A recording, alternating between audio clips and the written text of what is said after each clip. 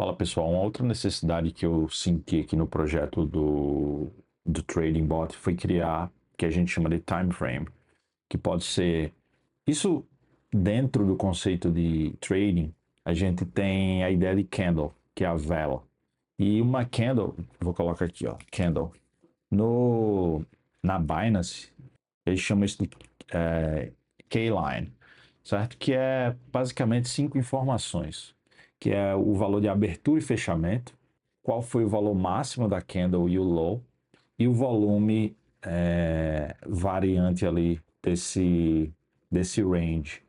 E um time frame, a gente vai estar lidando com informações como 1 minuto, 5 minutos, por exemplo, 1 hora, um dia.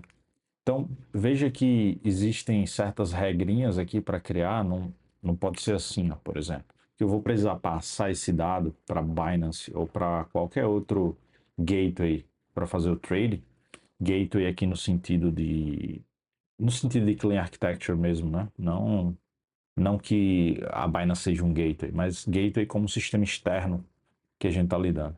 Então, como eu vou ter que passar esse dado, eu vou criar aqui um value object que vai representar esse tipo de anotação aqui para a gente encapsular esse dado dentro de uma classe e não ter que ficar lidando com strings soltas, que geralmente é uma das coisas que causa bugs no nosso sistema. Então, vamos fazer exatamente isso agora.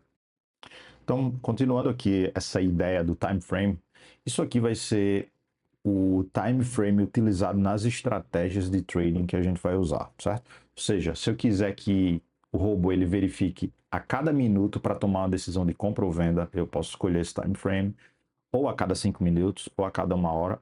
O de 1 hora vai ser o que a gente vai usar na prática quando isso aqui estiver finalizado.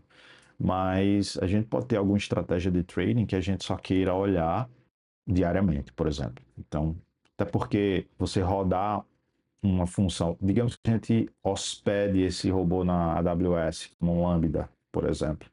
A gente rodar de 1 em 1 minuto vai ter um custo mais elevado do que rodar de 1 em 1 hora, certo?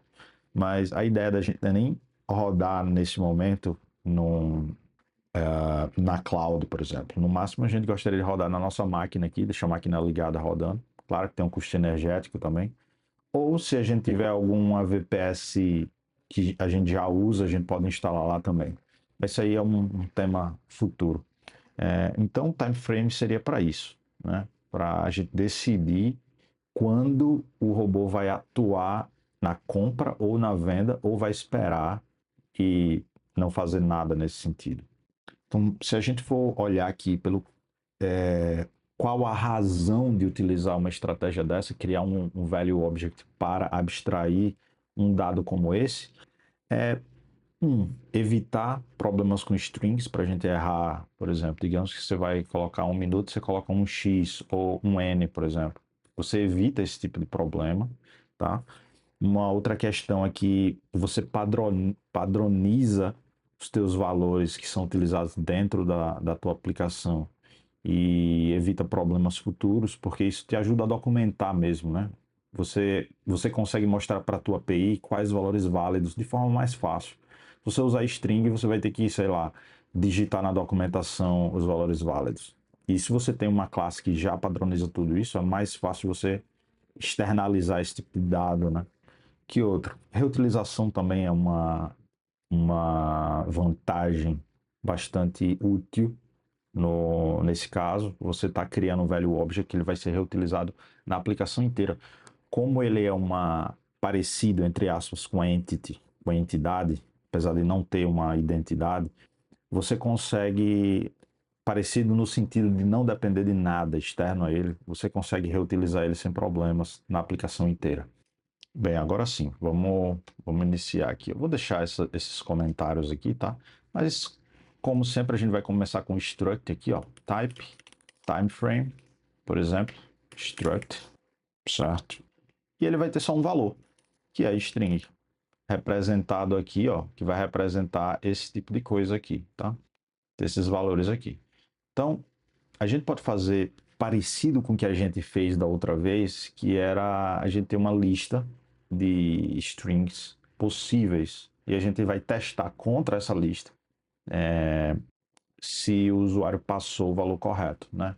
Então a gente pode fazer aqui, ó, var allowed timeframes, por exemplo, que vai ser um map de strings vinculado a um struct vazio, né? Ou seja, vai ser map de string, tá? Struct vazio aqui. Vamos fazer uma lista agora, tá? Vamos pegar essa lista 1 minuto, por exemplo. Vou repetir aqui algumas vezes, tá? Vamos fazer a mesma lista ali de cima, né? 5 minutos, 1 hora e 1 dia. O que mais a gente poderia botar aqui? 15 minutos, talvez? 15 minutos, 10 minutos também, né? Ficar legal aqui. 4 horas. 4 horas. O que mais? Acho que tá bom, né? Para iniciar aqui. Então, esses são os valores possíveis que o usuário deve passar para receber um time frame correto, tá? Então, agora a gente vai para o construtor, entre aspas, né? No Golang, a gente não tem construtor com o nome constructor, por exemplo. A gente usa essa função aqui, new time frame, e a gente vai passar o valor do tipo string, tá? Ele vai retornar o quê? Um time frame ou um erro. E vamos começar. Deixa eu subir aqui um pouco. E vamos começar. Engraçado, não dá para dar o enter, ele voltou, né? Não tem problema não. Vou tirar aqui esses comentários aqui de cima.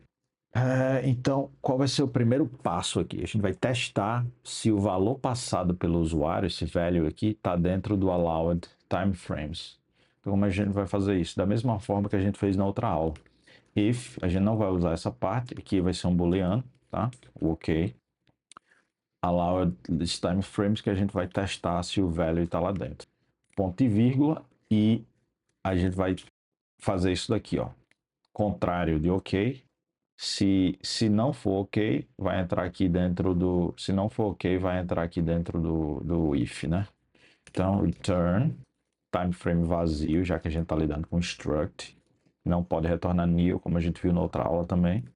FMT, vamos colocar um erro qualquer aqui. Invalid time frame. Vou colocar aqui %s e vou colocar qual foi o time frame utilizado, por exemplo.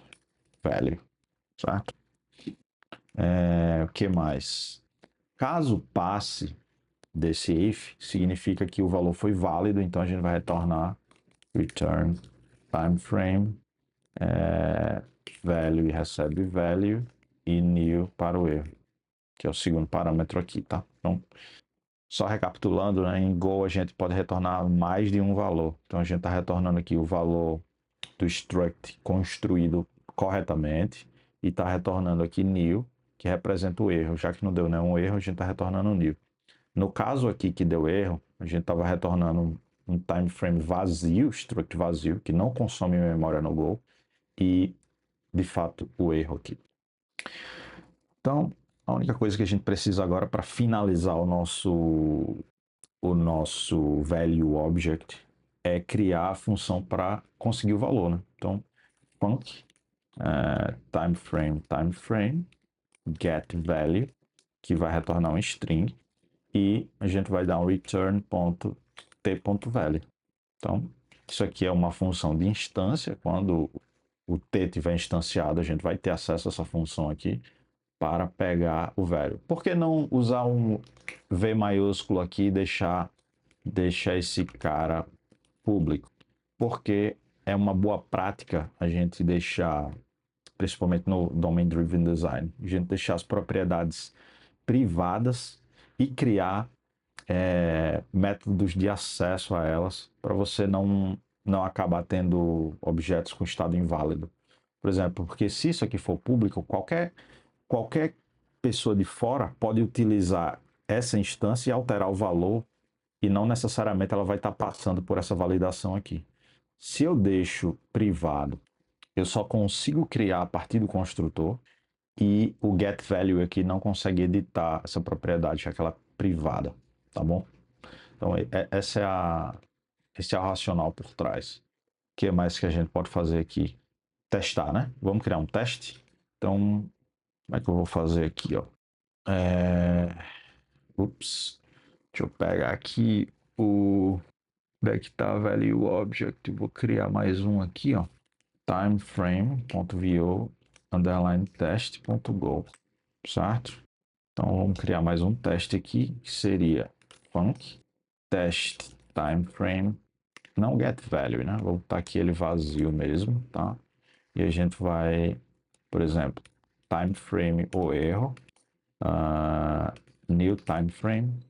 Vamos passar aqui, por exemplo, 1 minuto. 1 minuto é válido, então a gente espera que require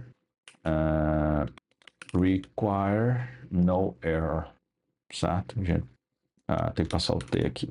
Require no error. Ou seja, se eu executar isso aqui, é para funcionar. Time frame, qual foi o problema aqui? Vamos lá. Time frame retorna um time frame value.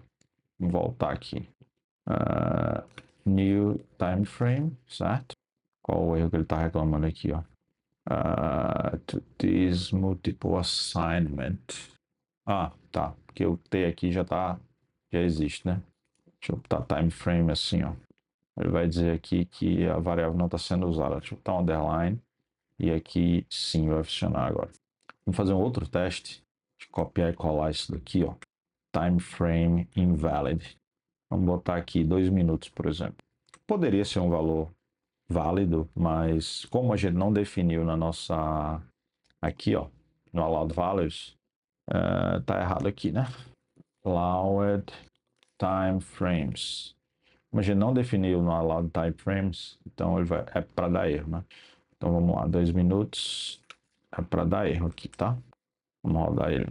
Então deu erro também, vamos rodar os dois, tá? Então funcionou. Fechar essa parte aqui. Então é isso. Por essa aula é só. Mais um value object aí para você.